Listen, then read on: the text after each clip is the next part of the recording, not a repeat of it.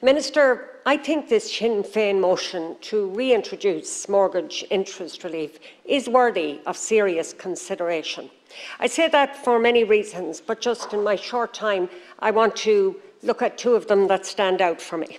Now, the proposal is made in the context of inflation levels at over 7.7%, allied to very significant price increases on very many daily essentials like food, home heating oil, petrol, diesel, etc. And in this context, I heard Minister McGrath say that this issue cannot be considered in isolation. But in fact, it's not being considered in isolation. It's being considered in the context I've just spoken about: spiralling inflation, spiralling prices, hard-pressed households, and on top of that, increasing mortgage interest rates. Anybody paying a mortgage knows it's a huge chunk of money out of your monthly income, and most mortgages are taken out in the context of monthly incomes. Now, given the very significant increase in mortgage interest rates in such a short space of time, that means that mortgage repayments are increasing significantly every single month, with the real fear that the situation will worsen. The increase is very significant for those on trackers, but it's crucifying for those whose mortgages are held by vulture funds. Approximately 65,000 people or families are paying mortgage interest rates of 7% and more.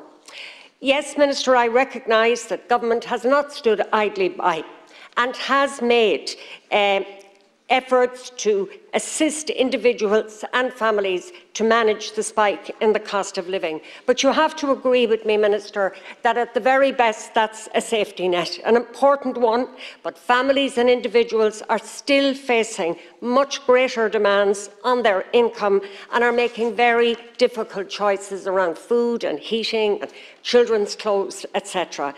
And to pile higher mortgage repayments onto those homeowners, many of whom, as I said, paid inflated prices for their homes in the first place, but to load significantly increased mortgage repayments onto their shoulders at this time is putting them under extreme pressure, and many mortgage holders may not be able to continue paying their mortgages, which is heartbreak, devastation and disaster for themselves and their families, and of course adding to the housing waiting lists. Now, I looked at my own constituency, where house prices have increased by 18% in Sligo since 2021, by 18% in Leitrim and by 14% in Donegal, and similar rates in Roscommon. So those who have taken out mortgages recently have paid significantly more for their properties. So they're even under more pressure when the interest rates increase,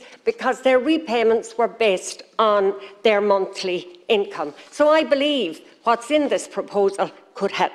Now, my second reason for supporting this proposal is that it's targeted and temporary. 30% of the increased interest costs relative to June 2022 and not exceeding €1,500 per annum. As I said, I think that's what makes this proposal worthy of serious consideration, especially where it's confined to a family home and under no circumstances could be paid on a second property. The amount of €1,500 is capped, so nobody can benefit massively, but yet it's a significant amount of money, about €125 per month at most. That's real money for many people, and even on a temporary basis, it would make a real difference. Now, I've listened to various opinions. The government seems to suggest enough is being done.